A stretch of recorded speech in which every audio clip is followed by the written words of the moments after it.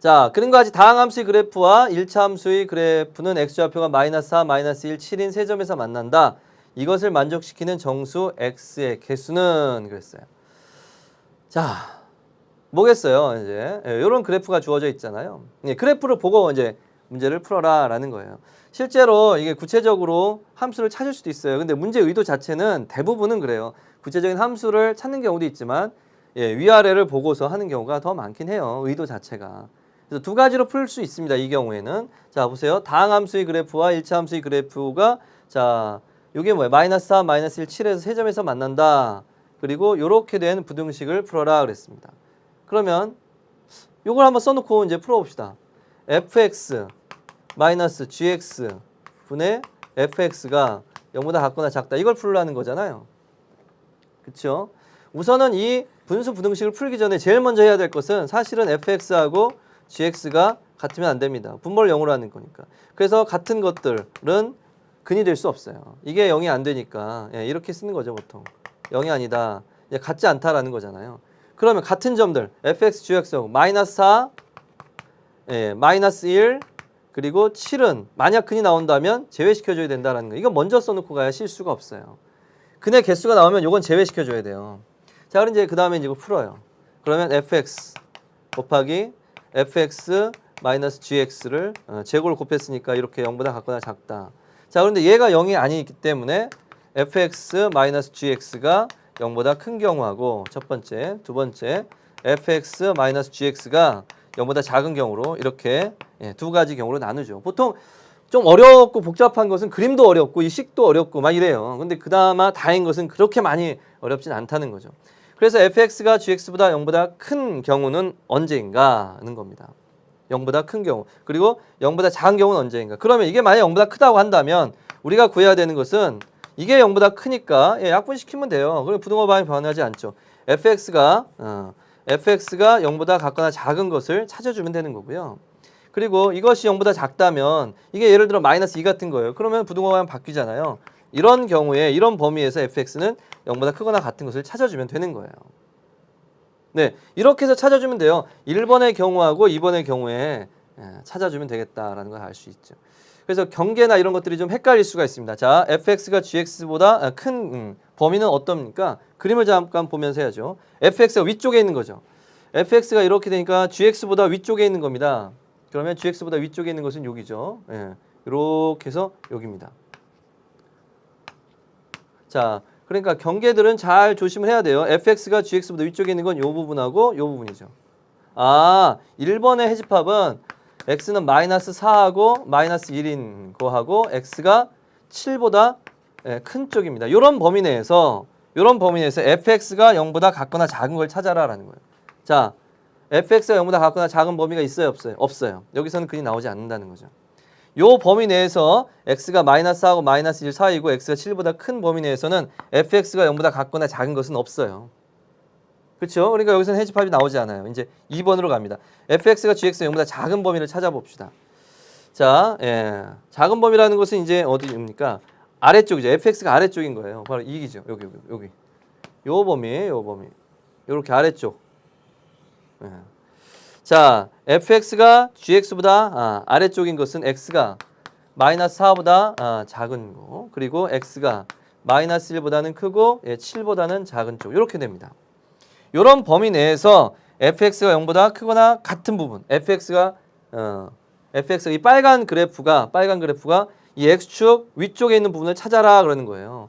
그래서 fx가 0보다 크거나 같은 부분이니까 위쪽에 있는 걸 찾아보세요. 그러면 빨간 부분이 위쪽에 있는 게 여기 있죠. 그리고 여기 있잖아요. x는 -1보다는 크고 1보다는 같거나 작다. 그리고 x는 5보다는 크거나 같고 7보다는 작다. 이런 범위예요. 자, 그래서 여기 안에 있는 정수를 잘 세어보면 0하고 1 그리고 5하고 6이다라는 것을 알 수가 있겠죠. 그렇죠? 그래서 이제 4개가 나왔는데 -4, -1, 7이 이미 다 제거가 됐죠? 됐습니다. 이렇게 해서 제거를 했어요. 그래서 0, 1, 5, 6 4개가 됩니다. 4개. 자, 그래서 8번은 1번에 4가 있네요. 개수. 됐어요. 이렇게 찾을 수도 있고, 실제로 이 문제는 이렇게 하는 것도 있지만 직접 그래프를 찾아가면서 할 수도 있어요. 그렇죠? 그렇게 하는 학생들도 분명히 있을 거예요. 예, 그렇게 해서도 뭐 이 문제는 풀 수 있습니다. 못 풀진 않죠. 그러나 의도 자체는 그것은 아닐 거예요. 의도 자체는 그것은 아닌데 어쨌든 풀 수는 있을 것이다 라는 거죠. 예, 이것이 이제 fx-gx가 이렇게 있고 fx가 있고 이렇게 되어 있는 건데 fx, gx가 지금 어떻게 되어 있냐면 fx가 몇 차 함수냐면 지금 뭐 그런 다항함수라는 말만 있고 몇 차는 건 주어지지 않았네요. 그래프와 1차 함수, gx는 1차 함수라는 걸 줬으니까 교점이 -4, -7이다. 오케이. 자, 그러나 이제 보이는 걸로만 봐선 다항함수라고 한다면 보이는 걸로만 봐서는 우리는 요 안에서만 푸는 거니까. 그렇죠? 보이는 걸로만 봐선 -4 그리고 fx는 2하고 5 이렇게 세 개의 근이 있어요. 그러니까 3차 함수로 봐도 무방합니다. 그렇죠? 그러니까 이거는 약간 편법이 될 수 있어요. 그러니까 이게 3차 함수라는 말이 없어요. 뒤에 가면 뭐 이렇게 다른 것이 있는지 몰라요. 그렇죠? 그러니까 보이는 걸로만 생각을 해서 풀 수 있다 어느 정도. 그래서 최고차의 개수가 1인지 뭐 3인지 그것도 몰라요. 그러니까 뭐 양수로 놔도 되는데 그렇죠? 왜 이렇게 되어 있으니까 3차 함수로 놓고 그래서 x 플러스 4, x 마이너스 1, x 마이너스 5 이렇게 해서 3차 함수를 둘 수 있겠죠. x 플러스 4, x 마이너스 1, x 마이너스 5. 그래서 뭐 여기에 양수 k라고 둔다면 어차피 약분될 거니까 1로 놔도 무방하죠 사실. 1인지 아닌지 몰라요. 그래서 k로 놓는 것이 이제 일반적인 풀이법 맞는데 굳이 어차피 약분될 거를 왜냐하면 여기다 놓는데 여기다 쓰여지는데 약분될 걸 뭐 일부러 쓸 필요는 없을 것 같고요. 그리고 fx 마이너스 gx는 역시 마찬가지로 얘가 1차 함수이기 때문에 3차 함수라고 보고 1차 함수를 빼줬으면 이것도 3차 함수예요. 그러면은 요게 3차 함수여서 최고차의 개수 1로 잡았다면 얘도 최고차의 개수는 1이죠. 근데 근이 뭐냐면 x 플러스 4 그리고 보세요. 여기는 마이너스 4하고 1하고 5가 근이었잖아요. 그리고 여기는 마이너스 4하고 마이너스 1하고 7이 근이에요. 그래서 x 플러스 1, x 마이너스 7 이렇게 되는 거죠. 됐나요? 자, 그러니까 요거를 써본다면 x 플러스 4, x 플러스 1, x 마이너스 7 그리고 fx니까 x 플러스 4, x 마이너스 1, x 마이너스 5가 0보다 같거나 작다. 이걸 찾으라고 했어요. 그렇죠? 자, 그러니까 x는 마이너스 4가 될 수가 없죠. 그러니까 이런 것들은 약분시켜주고 그러면 x 마이너스 1, x 마이너스 5, x 플러스 1, x 마이너스 7 물론 단 x는 뭐는 안 된다? 마이너스 4도 안 되고 마이너스 1도 안 되고 7도 안 된다. 이런 걸 써야죠.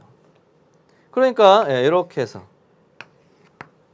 마이너스 1, 5, 7 이렇게 되겠죠. 그런데 어디는 1하고 5는 들어가죠. 1하고 5는 포함이죠. 마이너스 1하고 7은 안 돼요. 마이너스 1하고 7, 마이너스 4도 다 안 되죠. 0보다 같거나 작은 쪽이니까 여기죠. 자, 그러니까 여기였어요. 0하고 1하고 5하고 6이고. 자, 이게 의도는 아니더라도 어떻게 보면 이게 더 가볍고 더 편해요. 그러니까 할 수 있으면 하는 게 좋죠. 아마 실제 문제를 풀어온 학생들은 대부분 이렇게 풀었을 수도 있어요. 그렇죠? 이렇게 구할 수 있는 거니까 현재 이렇게 눈에 보이는 걸로 하면 되는 거니까. 근데 이렇게 못 찾는 경우도 꽤 있고 어려운 문제들은 이런 걸 못 찾게 만들어 놓은 경우도 많아요. 예전 문제들 한번 기출 문제를 보세요. 그렇죠? 그런 것들 찾기 어렵고 치환해야 되는 복잡한 문제들도 있고 그래요. 그렇기 때문에 항상 이렇게 할 수 있을 거라 기대하면 안 됩니다. 그래서 연습할 때는 앞에 풀이 같은 경우도 연습을 해둘 필요가 분명히 있다라는 거예요. 그래서 나눠줘야 되는 걸로 많이 나와요. 0보다 크다 작다 이렇게 구간을 그렇게 그림을 보고 위쪽이다 아래쪽이다 이런 걸 보고서 판단을 해야 되는 경우가 많으니까 꼭 그렇게 하기 바랍니다. 자, 다음